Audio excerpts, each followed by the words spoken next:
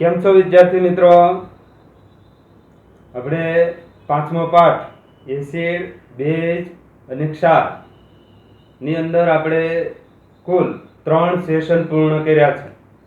અને આ સેશનની અંદર આપણે શું કર્યું છે, જો એમની યાદ તાજી કરીએ તો આપણે જે સૂચકો છે એ કુદરતી સૂચકો અને રાસાયણિક સૂચકોની વાત કરતા હતા.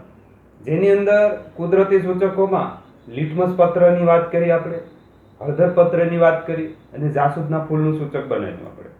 અને પછી આ ત્રણેય પ્રકારના સૂચકની આપણા એસિડ અને બેઝ ઉપર શું અસર થાય છે એ પણ આપણે તપાસ્યું. જેની અંદર જે એસિડિક પદાર્થ હોય અથવા એસિડ હોય તે લાલ લિટમસ પત્રની એટલે કે લાલ લિટમસ પત્ર ઉપર કોઈ જ અસર છોડતું નથી અને ભૂરા લિટમસ પત્રને લાલ બનાવે. કોણ? તો કે એસિડ. એસિડ ભૂરા લિટમસ પત્રને લાલ બનાવે અને બેઝની વાત કરીએ આપણે. બેઝ એ બેલાભુ એટલે કે બેઝ લાલ લિટમસ પત્રને ભૂરું બનાવે. આપણે એમની વાત કરી. પછી હળદર પત્રની વાત કરતા હતા.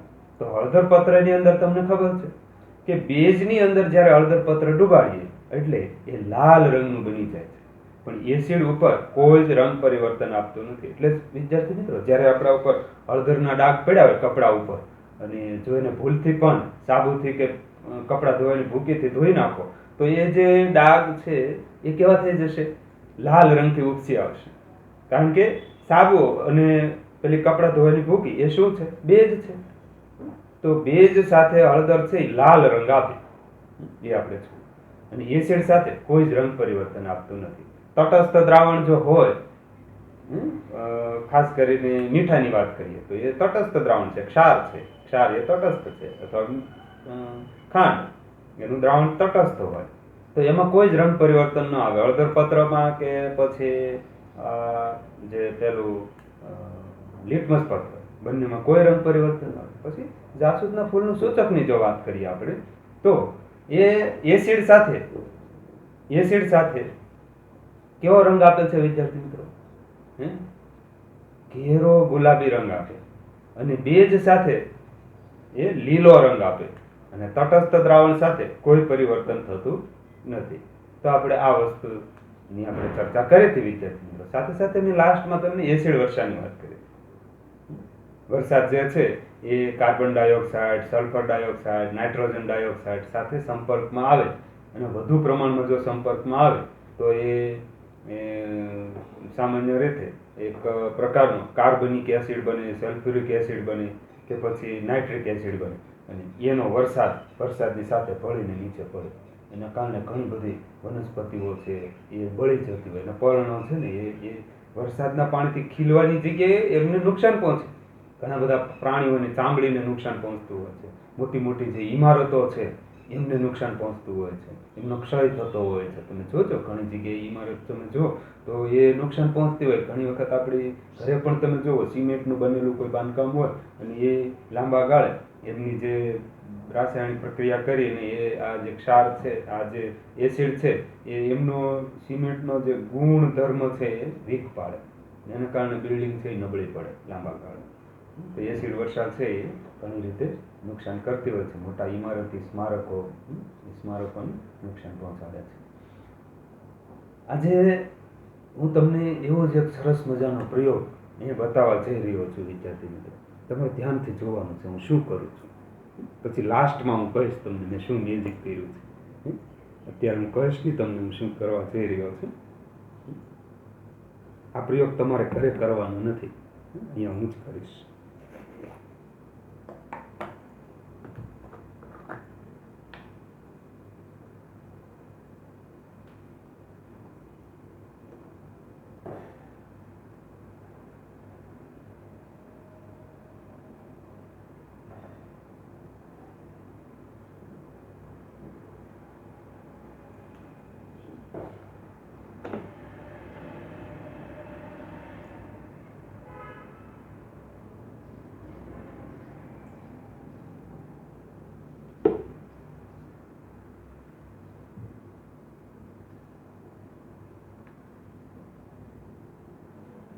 સૌપ્રથમ અહીંયા કોઈ દ્રાવણ છે એટલે હું મારા હાથને અહીંયા સ્પર્શ કરાવું છું.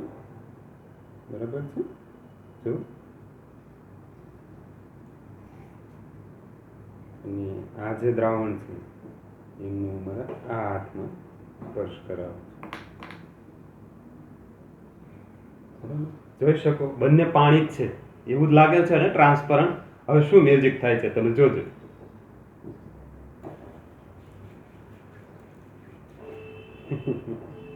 શું મેજિક થયું? શું છે એ ખ્યાલ આવે છે?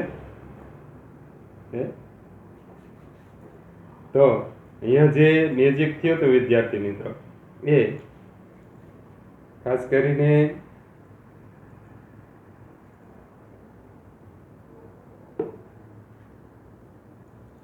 ફરીથી જો છે ને મેજિકની વસ્તુ. હે મારા હાથ ધોઈ નાખવા જોઈએ હવે, કારણ કે પછી હું તમને સમજાવું આવું કેમ થયું છે.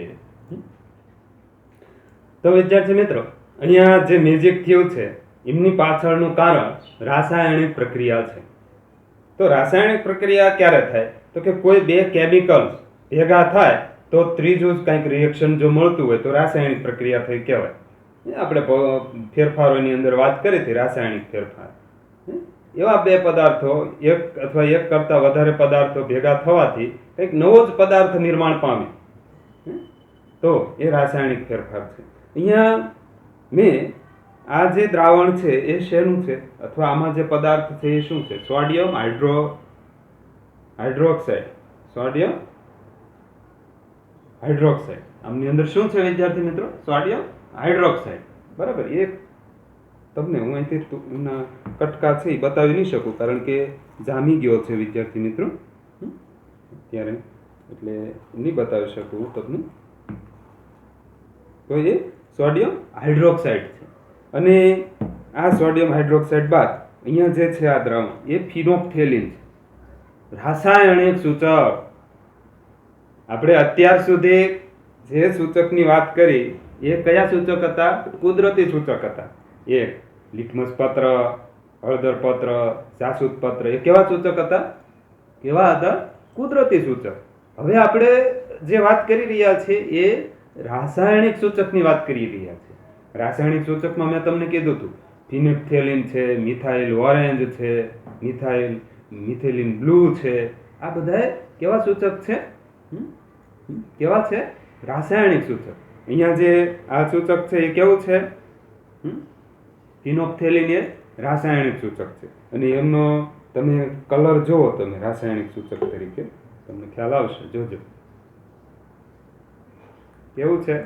પાણી જેવું છે. ટ્રાન્સપરન્ટ છે, પાણી જેવું. છતાં પણ તમે જ્યારે આ સૂચકની અંદર પેલું સોડિયમ હાઇડ્રોક્સાઇડ આપણે એમાં ભેળ્યું, અથવા મારા હાથમાં એક હાથમાં સોડિયમ હાઇડ્રોક્સાઇડ હતું, બીજા હાથમાં શું હતું? ફિનોપ્થેલિન હતું. બંને મેં તમને બતાવ્યા હતા, બંને ટ્રાન્સપરન્ટ જ હતા, પાણી જેવા. બંનેને ભેગા કર્યા એટલે ગુલાબી રંગમાં પ્રાપ્ત થયો વિદ્યાર્થી મિત્રો. આપણે બંને વચ્ચે પ્રક્રિયા થઈને કેવો રંગ પ્રાપ્ત થયો? ગુલાબી રંગ. તો રાસાયણિક સૂચક જે છે અહીંયા ફિનોપ્થેલિન એ બેઝ સાથે ભળે તો ગુલાબી રંગ આપે છે. એ આપણે અહીંયા જોવાનું છે, એમનો પ્રયોગ પણ કરીશું વિદ્યાર્થી મિત્રો. અહીંયા તમે જોઈ શકો થોડું પાણી નાખીશ આમની અંદર. બરાબર. પાણી નાખ્યું એની અંદર હું થોડું આ સોડિયમ હાઇડ્રોક્સાઇડ તમને જોઈ શકો એ રીતે રાખીશ. હું અહીં સોડિયમ હાઇડ્રોક્સાઇડનું દ્રાવણ બનાવીશું. બરાબર. આ સોડિયમ હાઇડ્રોક્સાઇડ છે, એમની વ્યવસ્થિત રીતે હું હલાવી નાખીશ. બરાબર. અને પછી અહીંયા સૂચક તરીકે જે ફિનોપ્થેલિન છે, ફિનોપ્થેલિન એમનું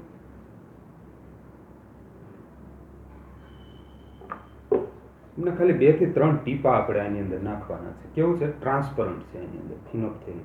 એના 2 થી 3 ટીપા આપણે આમની અંદર નાખીએ. જો શું થાય છે જોઈ શકો. આ દ્રાવણની અંદર કંઈ કલરમાં ફેરફાર થાય છે.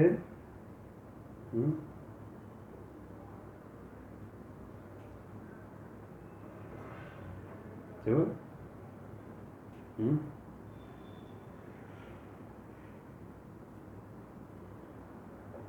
મિક્સ કરી દીધું. દ્રાવણ કેવું બની ગયું છે વિદ્યાર્થી મિત્રો?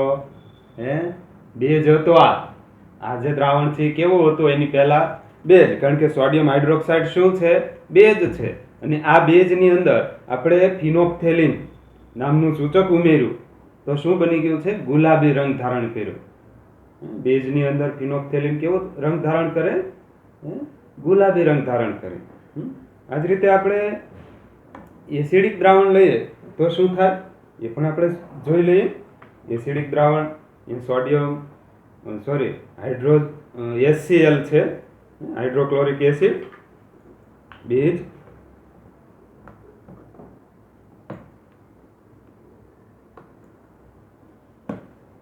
અને એમને આપણે અહીંયા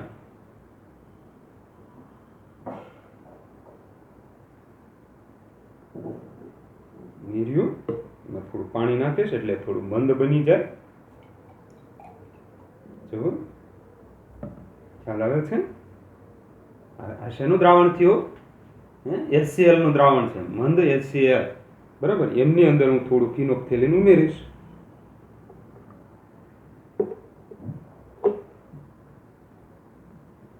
તો શું થાય છે એ જોશું આપણે.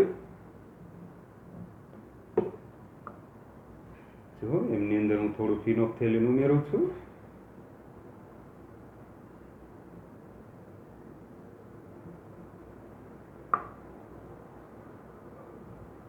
અહીંયા જોઈ શકો વિદ્યાર્થી મિત્રો કે એસિડ સાથે ફિનોપ્થેલિન કોઈ જ રંગ આપતું નથી.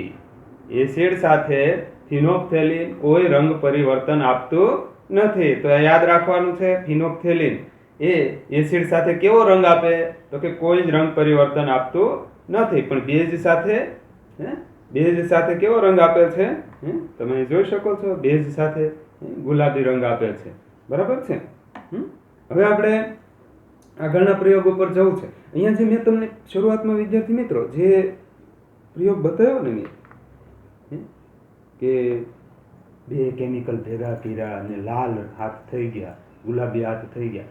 મોટા ભાગના જે ઢોંગી લોકો છે એ લોકો ખાસ કરીને આ ટાઈપની હરકતો કરતા હોય. બે કેમિકલ આવી રીતે રાખેલા હોય ને પછી આપણને એમ કે અહીંયા જે દેવી માતા આવે છે આ ભાઈને અથવા બેનને, એ એમના હાથમાંથી કંકુ ઝરે છે. એ હકીકતમાં શું હોય? આવી રીતે આમ હાથ કરે એટલે એમના હાથથી લાલ થઈ જાય અને આપણને એવો એની પાછળ મોટો ચમત્કાર લાગે. આપણને એમ થાય કે અરે આ તો આ બેન અથવા આ ભાઈ બહુ મોટા ચમત્કારી છે, કારણ કે એમના હાથમાં કંકુ ઝરે છે. હકીકતમાં એ બે કેમિકલની કરામત હોય છે. આ બે કેમિકલ ભેગા થવાથી ત્રીજું જ રિએક્શન પ્રાપ્ત થાય છે. તો આપણે એમની પાછળનો સાયન્ટિફિક તર્ક પણ સમજવો જોઈએ. બરાબર છે. હવે આપણે આગળ વધીએ. હવે વિદ્યાર્થી મિત્રો હું અહીંયા જે પ્રયોગ કરવા જઈ રહ્યો છું એ કંઈક અલગ જ પ્રકારનો છે. તમે એમને ધ્યાનથી નિહાળો શું કરું છું. એના માટે મારે આ કચ્છનળીનું સ્ટેન્ડ જોશે. એમાં મેં કચ્છનળી લીધી છે અને આ કચ્છનળીને આપણે ચોથા ભાગ સુધીનું એમાં હાઇડ્રોક્લોરિક એસિડ ભરવાનું છે. અહીંયા જો આ HCl હાઇડ્રોક્લોરિક એસિડ એ એમાં હું ભરીશ. એક ખાસ નોટ કરજો વિદ્યાર્થી મિત્રો, આ પ્રયોગ તમારે ઘરે કરવાનો નથી. અહીંયા મારી હાજરીમાં તમારે આ પ્રયોગ જોઈ લેવાનો છે અને સમજવાનો છે. અને ઘરે ઇનકેસ પણ તમે જો આ પ્રયોગ કરો તો પેરેન્ટ્સની હાજરીમાં જ થવો જોઈએ. કારણ કે આમાં જોખમ રહેલું છે. કારણ કે આપણે HCl ને જ્યારે ટચ કરીએ ભૂલથી પણ તો આપણને નુકસાન પહોંચતું હોય છે. તો સૌપ્રથમ હું આ HCl કચ્છનળીમાં નાખીશ. લગભગ ચોથા ભાગ સુધીનું આપણે HCl આમાં ભરવાનું છે. મેં ભર્યું છે. બરાબર. અને એને પેક કરી દઈશું. હવે આ જે HCl છે એમાં હું સૂચક ઉમેરવાનો છું વિદ્યાર્થી મિત્રો. શું ઉમેરવાનો છું? સૂચક. ફિનોપ્થેલિનનો જે રંગ છે એ આપણે આમાં જોવો છે શું થાય છે. બરાબર છે. આપણે સૂચક અહીંયા છે આપણી પાસે ફિનોપ્થેલિન, બરાબર, એ હું આ ઢાંકણાની અંદર નાખીશ વિદ્યાર્થી મિત્રો, અથવા આ જે કચ્છનળી છે એમાં પણ હું નાખી શકું સૂચક.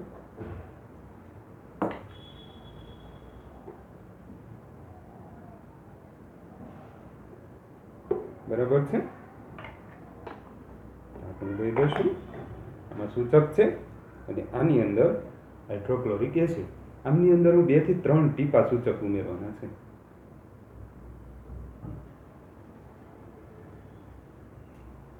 બરાબર, મેં એમની અંદર સૂચક ઉમેર્યું છે.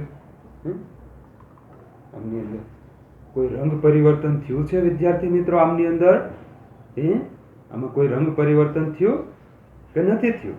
બરાબર.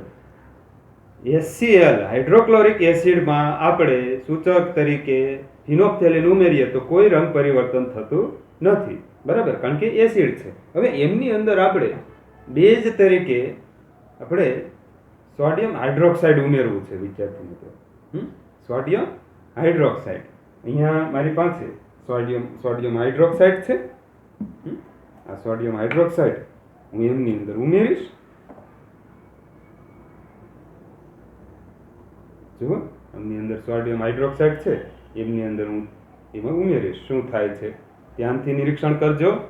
સોડિયમ હાઇડ્રોક્સાઇડ ઉમેરું છું. ખ્યાલ આવે છે શું થયું? જેવું ઉમેર્યું એટલે એમની અંદર ગુલાબી રંગના શેડ તમને જોવા મળે છે. એસિડ છે એમની અંદર, એમાં મેં ફિનોપ્થેલિન નાખેલું છે સૂચક તરીકે, અને હવે હું ઉપરથી સોડિયમ હાઇડ્રોક્સાઇડ ઉમેરું છું. ફરીથી એમાં સોડિયમ હાઇડ્રોક્સાઇડ ઉમેરીશ. હજુ ઉમેરીશ.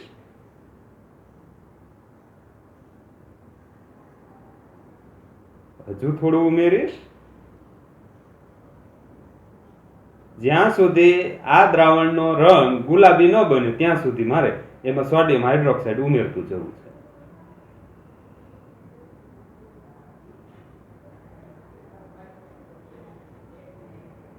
જોજો વિદ્યાર્થી મિત્રો અહીંયા શું થઈ રહ્યું છે.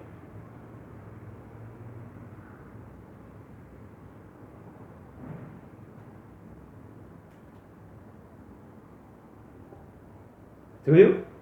આમની અંદર હું સોડિયમ હાઇડ્રોક્સાઇડ ઉમેરું છું ત્યારે એ દ્રાવણ છે એ ગુલાબી બની જતું હતું. અને હા, જો વિદ્યાર્થી મિત્રો, આ કચ્છનળી ટચ પણ નથી થતી, એટલું ગરમ થઈ ગયું છે. ગરમ લાગે છે મને, કારણ કે એની અંદર અગાઉ મેં શું ઉમેરેલું હતું? અગાઉ શું હતું? HCl એસિડ હતું, અને એમની અંદર મેં ફિનોપ્થેલિન નાખેલું, એટલે ફિનોપ્થેલિનની કોઈ અસર હતી નહીં. પણ હવે એમની અંદર બેઝ તરીકે મેં એસિડમાં બેઝ તરીકે મેં શું ઉમેર્યું છે? Sodium hydroxide. અને એનાથી એસિડ સાથે એમની પ્રક્રિયા થઈ, એસિડ અને બેઝની, અને અહીંયા મને ગરમી પ્રાપ્ત થઈ, ઉષ્મા પ્રાપ્ત થઈ. જો, અને નીચે આમાં જો કોઈ અલગ જ પ્રકારનો પદાર્થ મળી રહ્યો છે મને, વ્હાઇટ કલરનો, સફેદ રંગનો. હજુ પણ હું એમની અંદર બરાબર. હવે એમાં જો હું ફિનોપ્થેલિન નાખું તો શું થાય છે? જોયું છે ને મેજિક? હવે તમે મને બતાવો છે આ જે દ્રાવણ હતું એમની પ્રકૃતિ કેવી હતી? બેઝિક પ્રકૃતિ હતી, કારણ કે એમની અંદર બેઝ હોય તો જ વિદ્યાર્થી મિત્રો ફિનોપ્થેલિન એ ગુલાબી રંગ આપે આપણને, નહીતર રંગ આપે નહીં. એસિડ હોય તો રંગ આપે ન આપે. હવે અંદરની જે એસિડની માત્રા છે એકદમ ઓછી થઈ ગયેલી છે, એટલે ફિનોપ્થેલિન દ્વારા આપણને રંગ પરિવર્તન જોવા મળે. ફરીથી આપણે ફિનોપ્થેલિન એમાં નાખીએ, થોડું શું થાય છે ખ્યાલ આવે છે? હવે આનાથી ઉલટું કરીશું. હવે આમાં આ જે દ્રાવણ છે એ બેઝિક પ્રકૃતિનું છે, પણ આમાં એસિડ ભળેલું છે, એ ધ્યાન રાખજો. માત્ર બેઝ નથી આ દ્રાવણ, બેઝિક પ્રકૃતિ. એસિડ અને બેઝ ભેગા થયા છે, એમાં સૌથી વધારે બેઝ આમાં છે, એમ એનો અર્થ થાય. એસિડ ઓછું છે, બેઝ વધારે છે, એટલે એ ગુલાબી રંગ ધારણ કરે છે. હવે જો એમની અંદર હું થોડું HCl ઉમેરું તો શું થાય છે? જોજો તમે.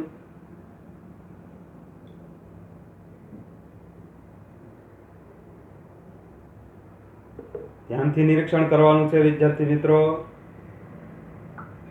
બરાબર. થોડો સમય આપણે એને રવા દઈએ. શું થાય છે? નીચેના ભાગમાં જુઓ તમે, નીચેના ભાગમાં કોઈ રંગ પરિવર્તન થતું જોવા મળે છે? હજુ થોડું HCl એમાં ઉમેરીએ. જુઓ,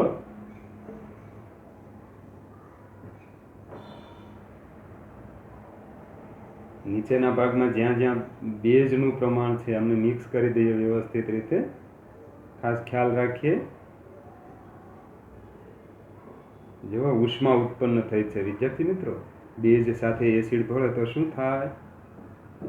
આપણે એને મિક્સ કરવા માટે બીજી કચ્છ નળીમાં આપણે એને રીતે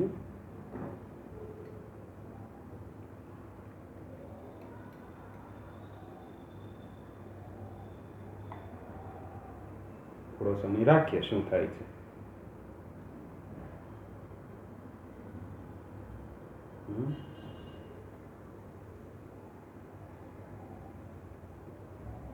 ચટણીમાં થોડું HCl ઉમેરી દઈએ.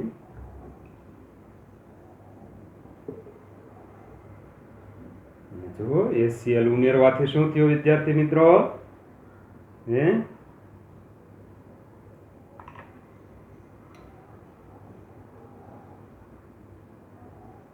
ઘડીક રંગ પરિવર્તન જતું રહે છે, થોડું રંગ પરિવર્તન થાય છે, ઘડીક ગુલાબી, ઘડીક ટ્રાન્સપરન્ટ.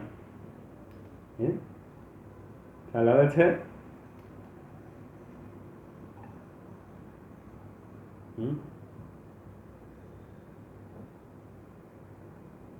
ખ્યાલ આવે છે વિદ્યાર્થી મિત્રો? અને થોડો સમય જો આપણે એમ રાખીશું તો શું થશે? એની અંદર જો બેઝનું પ્રમાણ વધારે હશે તો એ કેવો રંગ ધારણ કરશે? ગુલાબી. અને જો બેઝનું પ્રમાણ ઓછું હોય તો શું થશે? હવે જો આમના બે ભાગ પાડી દઉં અને હવે હું એમાં પાછો ફરી HCl ઉમેરું છું.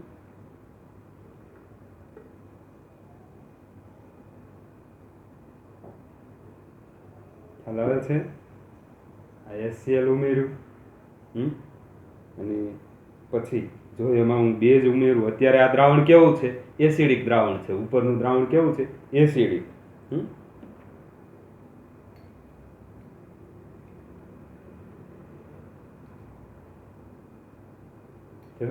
કલર ક્યાં ગયો ભાઈ? કલર ક્યાં ગયો?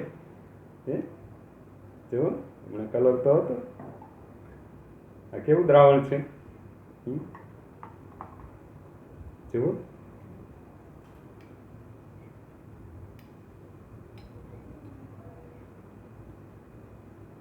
કલર ક્યાં ગયો ભાઈ?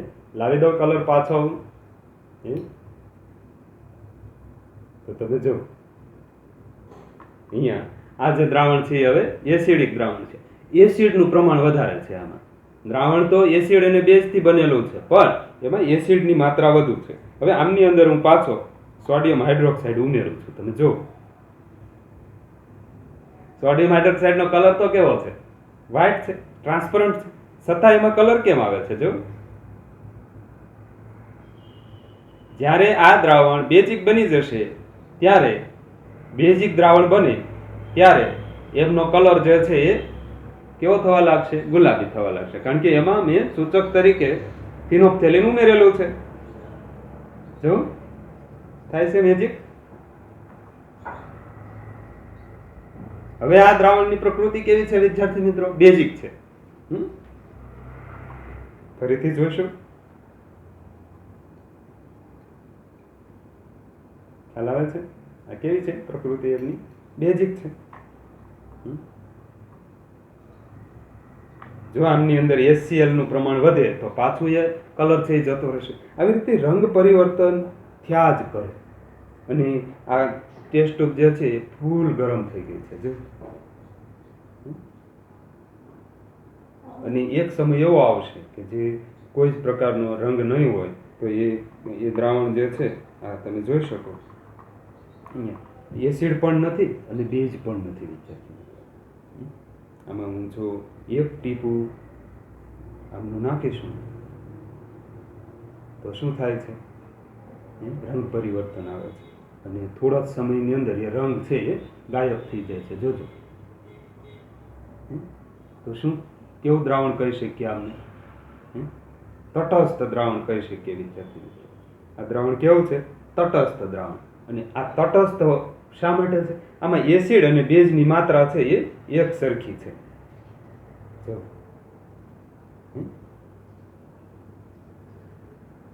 એસિડ અને બેઝની માત્રા એક સરખી છે. તો આવા દ્રાવણને આપણે શું કહીએ?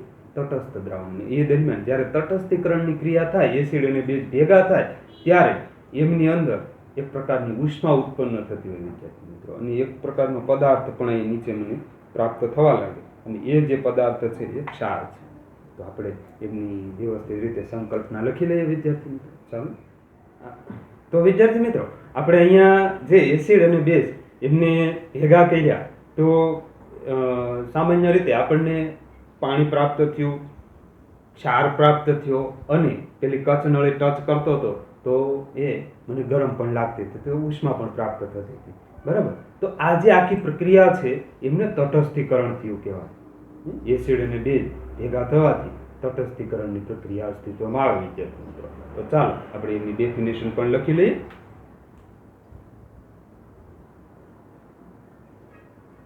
તટસ્થીકરણ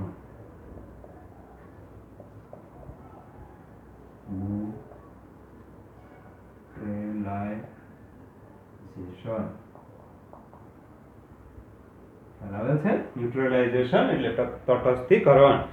એસિડ અને બેઝ વચ્ચે થતી રાસાયણિક પ્રક્રિયાને આપણે તટસ્થીકરણ કહે છે. લખો. એસિડ અને બેઝ વચ્ચે થતી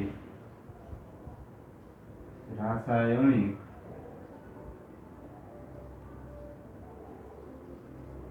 પ્રક્રિયાને તટસ્થીકરણ કહે છે. અને આ પ્રક્રિયા દરમિયાન પાણી, ક્ષાર અને ઉષ્મા પ્રાપ્ત થાય છે. બરાબર છે. દરેક તટસ્થીકરણમાં તમને ઉષ્મા મળે જ એવું જરૂરી નથી, કારણ કે એ એસિડ અને બેઝના પ્રકાર ઉપર આધાર છે. જો એસિડ અને બેઝ બંને જલદ હોય તો તમને ઉષ્મા પ્રાપ્ત થશે, નહીતર ઓછા પ્રમાણમાં તમને ઉષ્મા મળશે વિદ્યાર્થી મિત્રો. બરાબર છે. તો અહીંયા આપણે એસિડ અને બેઝ વચ્ચે થતી રાસાયણિક પ્રક્રિયાને શું કહીએ છીએ? તટસ્થીકરણ કહીએ છીએ. આપણે જે ઉદાહરણ સમજ્યા હતા વિદ્યાર્થી મિત્રો અહીંયા, એમને પણ આપણે અહીંયા સંકલ્પિત કરી લઈએ. તો હાઇડ્રોક્લોરિક એસિડ,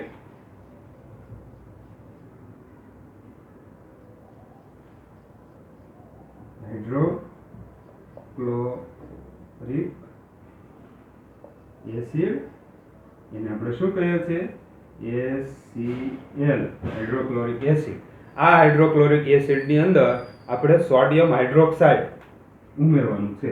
આ ઉમેર્યું આપણે સોડિયમ હાઇડ્રોક્સાઇડ. બરાબર. સોડિયમ હાઇડ્રોક્સાઇડ, જેને આપણે NaOH કહીએ છીએ, સોડિયમ હાઇડ્રોક્સાઇડ. અને HCl આ એસિડ છે, અને આ શું છે? બેઝ છે. અહીં લખીએ આપણે એસિડ અને આ બેઝ. આ બંનેને ઉમેર્યું આપણે તો શું પ્રાપ્ત થાય છે? સોડિયમ ક્લોરાઇડ પ્રાપ્ત થશે વિદ્યાર્થી મિત્રો. આપણને શું પ્રાપ્ત થયું છે? Sodium chloride. એટલે કે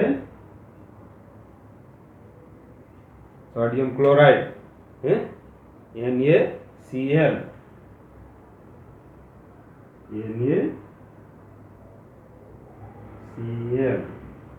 સોડિયમ ક્લોરાઇડ. વત્તા પાણી પ્રાપ્ત થયું છે વિદ્યાર્થી મિત્રો. લાસ્ટમાં આપણને શું પ્રાપ્ત થાય છે? પાણી, જેને આપણે શું કહીએ છીએ? H2O. અને અહીંયા આપણે કાઉન્સમાં એમ પણ લખી શકીએ થોડા પ્રમાણમાં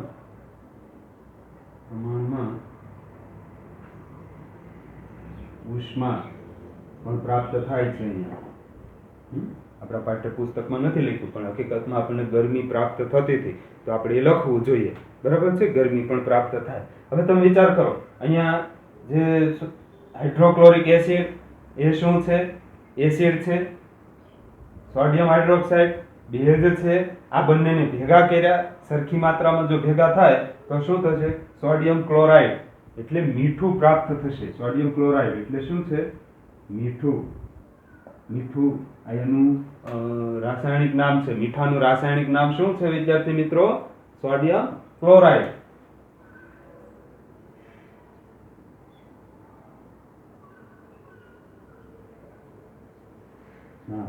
રાસાયણિક નામ છે. બરાબર? મીઠાનું રાસાયણિક નામ સોડિયમ ક્લોરાઇડ. અને પાણી પ્રાપ્ત થાય. પાણીનું રાસાયણિક સૂત્ર શું છે અહીંયા? H2O. બરાબર? અને મીઠું સોડિયમ ક્લોરાઇડ આપણને પ્રાપ્ત થાય. થોડીક ઉષ્મા પણ પ્રાપ્ત થઈ હતી વિદ્યાર્થી મિત્રો. તો આ જે મીઠું છે એ શું છે? ક્ષાર છે. મીઠું શું છે? લખી નાખીએ ક્ષાર. તો એસિડ બેઝ ભેગા થાય તો ક્ષાર પ્રાપ્ત થાય, સાથે સાથે પાણી પ્રાપ્ત થાય, થોડીક ઉષ્મા પ્રાપ્ત થાય. દરેક એસિડ, માનો કે લીંબુ છે, લીંબુ એક પ્રકારનું એસિડ છે, અને સામે સાબુ એ પણ બેઝ છે એક પ્રકારનું. એ બંનેને ભેગા કરો તો તમને ક્ષાર પ્રાપ્ત થશે. પરંતુ એનો અર્થ એ નથી કે તમને એમાં ઉષ્મા પણ પ્રાપ્ત થાય. કારણ કે જો એસિડ અને બેઝ એમની જલદતા કેટલી છે એના ઉપર આધાર છે. બરાબર? તો એસિડ અને બેઝ ભેગા થાય તો એમની વચ્ચે રાસાયણિક પ્રક્રિયા થાય તો તટસ્થીકરણની ક્રિયા થઈ કહેવાય. હવે રોજિંદા જીવનમાં આ તટસ્થીકરણ આપણને કઈ રીતે ઉપયોગી થતું હોય છે એ આપણે જોવું છે.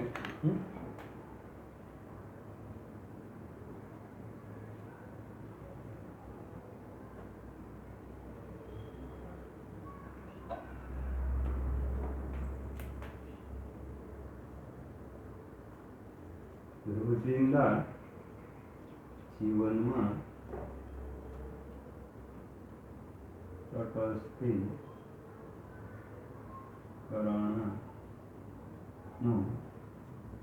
ઉપયોગ બહુ જ અગત્યનું છે વિદ્યાર્થી મિત્રો. આપણે પાઠની જ્યારે શરૂઆત કરી ને ત્યારે મેં એક નાટક રજૂ કર્યું હતું. આ નાટકનો જવાબ હવે તમારી પાસે હવે આવવાનો છે. ખાસ કરીને અહીંયા લખ્યું છે અપછો. પહેલી વાર અપછો.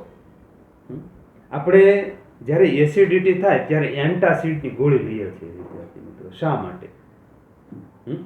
એન્ટાસિડની ગોળી શા માટે લેવાની?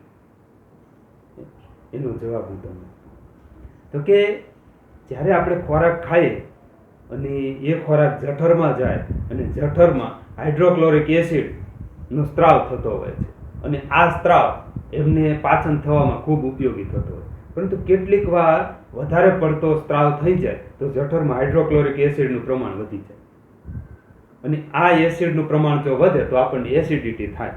અને એ પ્રમાણ ઘટાડવું હોય તો શું કરવાનું? તો એમાં ઘટાડવા માટે આપણે પ્રતિ એસિડ તરીકે એન્ટાસિડની ગોળી લેવાની હોય. એન્ટાસિડમાં શું હોય? પ્રતિ એસિડ હોય, મેગ્નેશિયમ હાઇડ્રોક્સાઇડ હોય એમની અંદર, અને એ પ્રતિ એસિડ બેઝ છે વિદ્યાર્થી મિત્રો. પ્રતિ એસિડ એટલે એસિડનો વિરોધી, એ બેઝ છે એન્ટાસિડ.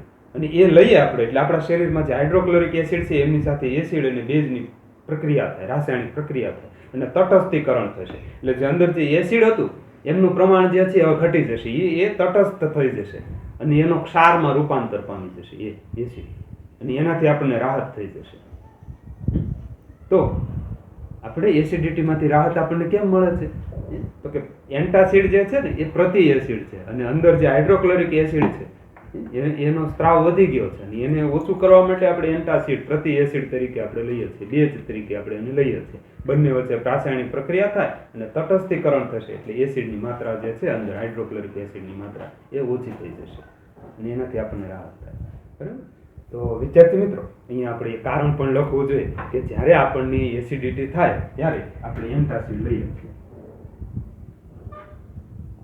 જ્યારે આપણને એસિડિટી થાય ત્યારે આપણે એન્ટાસિડ લઈએ છીએ. સાથી તો એનો જવાબ આપીશું વિદ્યાર્થી મિત્રો કે આપણા શરીરની અંદર જઠરમાં હાઇડ્રોક્લોરિક એસિડનો સ્ત્રાવ થતો હોય. જઠરમાં હાઇડ્રોક્લોરિક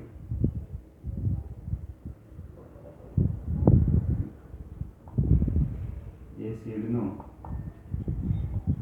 સ્ત્રાવ થાય છે જે પાચનમાં મદદરૂપ થાય છે. બરાબર. પરંતુ કેટલીક વાર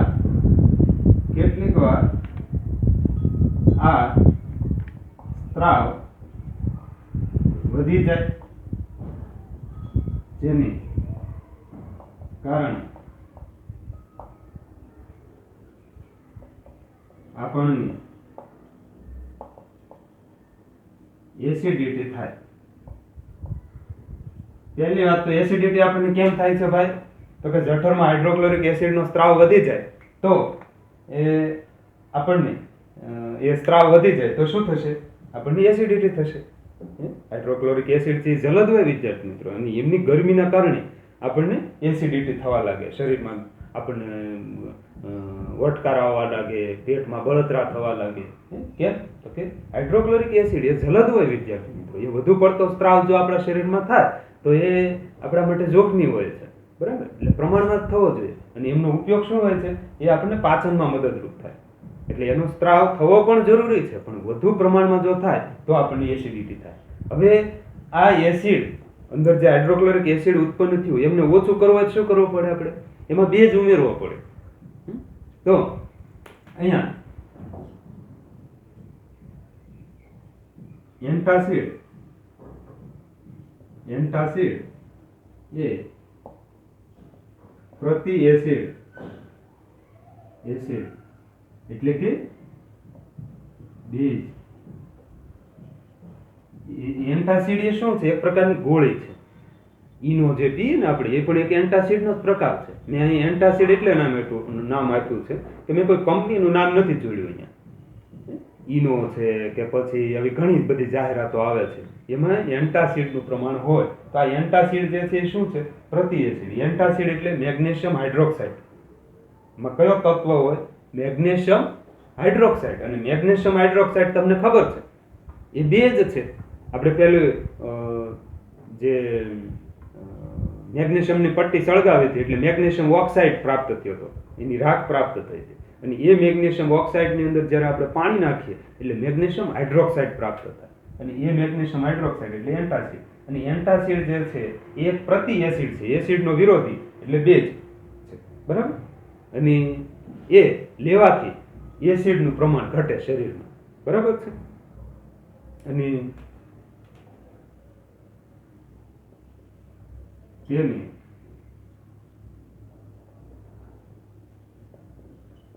પાણી સાથે લેવાથી શરીરમાં, ખાસ કરીને જઠરમાં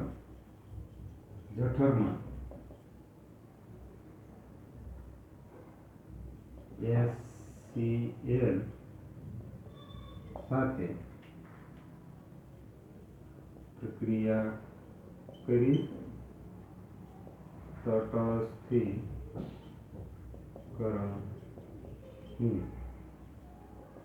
ક્રિયા થશે, જેથી HCl નું પ્રમાણ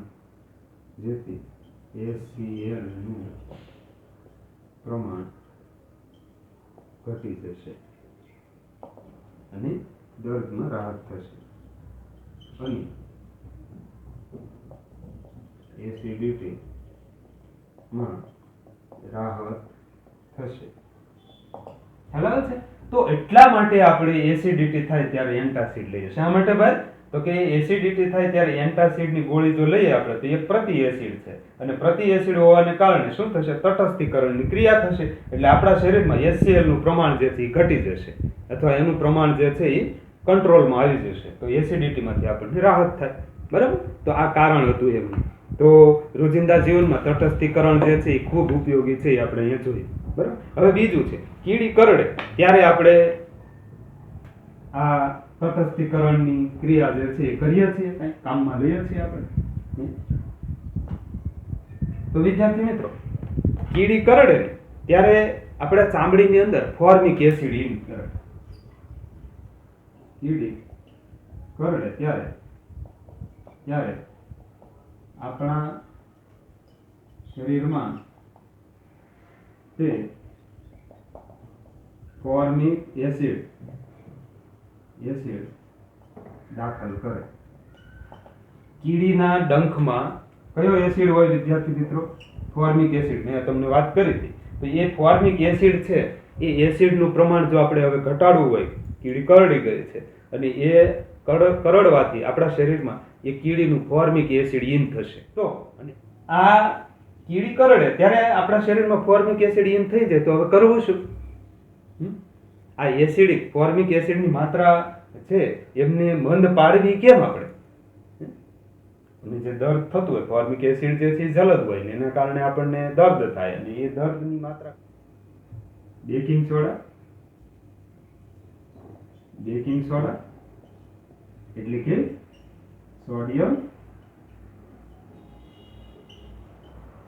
હાઇડ્રોજન કાર્બોનેટ. બરાબર? પછી ઝિંક કાર્બોનેટ અથવા કલેમાઇન.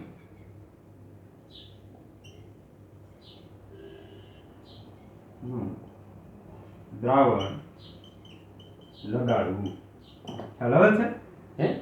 કીડી કરડે ત્યારે ફોર્મિક એસિડનું પ્રમાણ ઘટાડવા માટે બેકિંગ સોડા એટલે કે સોડિયમ હાઇડ્રોજન કાર્બોનેટ ઉપરાંત ઝિંક કાર્બોનેટ અથવા કલેમાઇનનું દ્રાવણ આપણે એના ઉપર લગાડવું જોઈએ, તો આપણને રાહત થાય. કેમ? તો કે આ જે છે આ ત્રણેય એ બેઝ છે અથવા પ્રતિ એસિડ છે.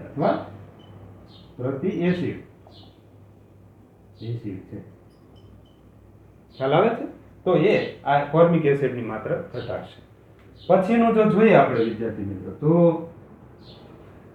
હવે વિદ્યાર્થી મિત્રો આપણે બહુ અગત્યનો મુદ્દો, જમીનની માવજત. જમીનની માવજત કરવા માટે આપણે શું કરીએ? એમાં રાસાયણિક ખાતર ઉમેરીએ. તો આ ખાતર છે આખું વિષયને આપણે નાખી ન દેવું જોઈએ. પહેલા તો જમીનની અંદર એસિડનું પ્રમાણ વધારે છે કે બેઝનું પ્રમાણ વધારે છે, કે બંનેની માત્રા અંદર કેટલી છે, જમીનની અંદર એસિડ અને બેઝનું પ્રમાણ કેટલું છે એ જાણવું જોઈએ. એસિડિક જમીન છે કે બેઝિક જમીન છે એ આપણને ખબર હોવી જોઈએ, અને એના આધારે આપણે એમાં રાસાયણિક ખાતર નાખવું જોઈએ. આડેધડ ખાતર નાખો તો કાં તો જમીન બગડે અથવા આપણને આર્થિક રીતે નુકસાની આપણે વેઠવી પડે. તો ખાસ કરીને એ જમીન જો બેઝિક હોય વિદ્યાર્થી મિત્રો, તો એમાં કઈ વસ્તુ આપણે નાખવી જોઈએ? જમીન જો બેઝિક હોય તો એમની અંદર આપણે જૈવિક એસિડ આપણે એની અંદર નાખવું જોઈએ. જમીન બેઝિક હોય તો તેમાં જૈવિક પદાર્થ ઉમેરવા જોઈએ. જમીન બેઝિક હોય તો તેમાં જૈવિક પદાર્થો ઉમેરવા. બરાબર? હવે વિદ્યાર્થી મિત્રો, જો જમીન એસિડિક હોય તો શું કરવું વિદ્યાર્થી? એસિડનું પ્રમાણ જો જમીનમાંથી ઘટાડવું હોય તો આપણે એમની અંદર ખાસ કરીને સ્લેક્ડ લાઇમ એટલે કે કેલ્શિયમ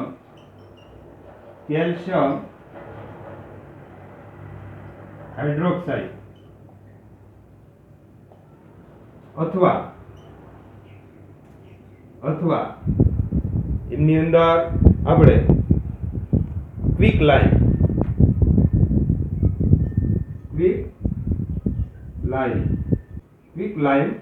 એટલે કે કેલ્શિયમ ઓક્સાઇડ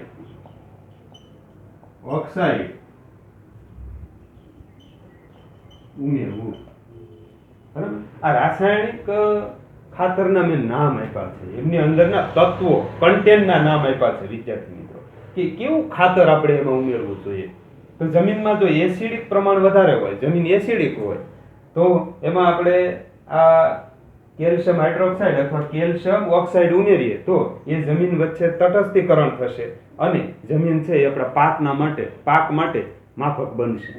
અને જો જમીન બેઝિક હોય તો એમાં જૈવિક પદાર્થો ઉમેરવા જોઈએ, અને એ જૈવિક પદાર્થો એમની અંદર રાસાયણિક પ્રક્રિયા કરી અને એક પ્રકારનો એસિડિક સ્ત્રાવ કરશે અને એમાં જમીનની અંદર તટસ્થીકરણ થશે અને એ જમીન આપણા પાક માટે ખૂબ જ ઉપયોગી થશે વિદ્યાર્થી મિત્રો. બરાબર. તો અહીંયા જમીનની માવજતની વાત કરી.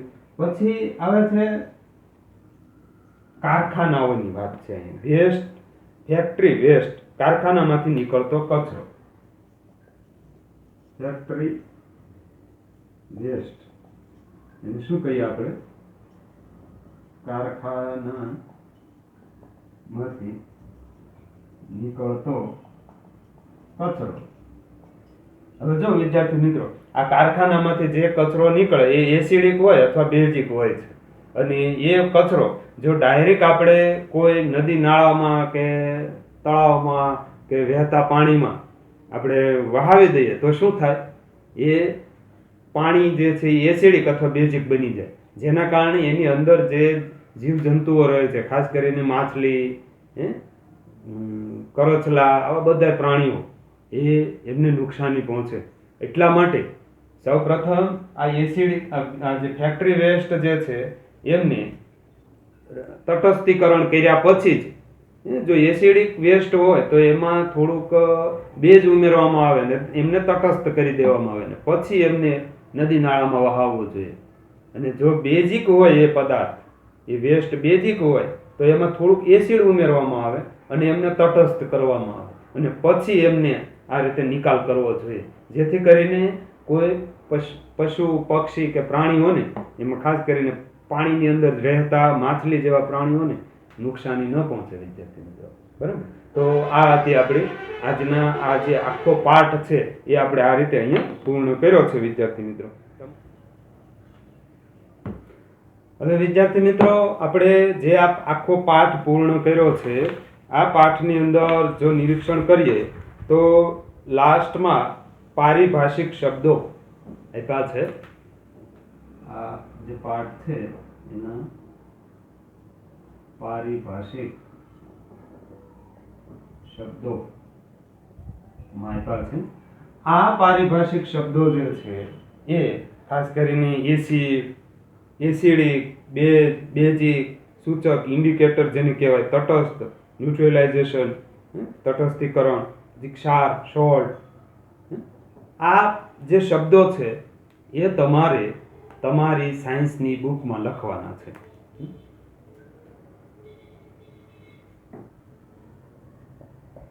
વિજ્ઞાનની બુકમાં લખવા અને પછી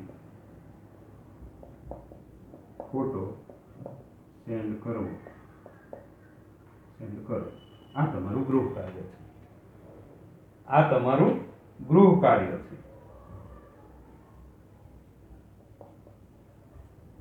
ખ્યાલ આવે છે?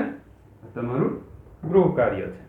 અને સાથે સાથે આપણે આ પાઠની અંદર સંપૂર્ણપણે પહેલા લેક્ચરથી લઈ આ પાઠનો પહેલો લેક્ચર, બરાબર, કુલ આપણે 4 લેક્ચર પૂર્ણ થયા છે આ પાઠ. બરાબર. તો એ પાઠમાં જે કાંઈ આપણે લખ્યું છે બોર્ડ વર્ક, એમને તમે રફ બુકમાં લખ્યું હશે અને એ પછી તમારે હવે સાયન્સની બુકની અંદર તમારે નોટ કરી લેવાનું છે વ્યવસ્થિત રીતે. એક પણ મુદ્દો છૂટવો ન જોઈએ, જેથી કરીને તમે ફ્રી સમયમાં એમનું રીડિંગ કરી શકો વિદ્યાર્થી મિત્રો. એ તમે આજે લખી લ્યો, જેથી કરીને પછીના સેશનમાં હું તમને સ્વાધ્યાય પોથી પૂર્તિ કરાવડાવીશ. તો એ સ્વાધ્યાય પોથી પૂર્તિમાં પણ તમને ખૂબ ઉપયોગી થશે જે કંઈ લખેલું છે એ. એટલે વ્યવસ્થિત લખી લઈએ અને સ્વાધ્યાય પોથી આપણે આવતીકાલે અથવા આવતા સેશનમાં આપણે પૂર્તિ કરીશું. બરાબર.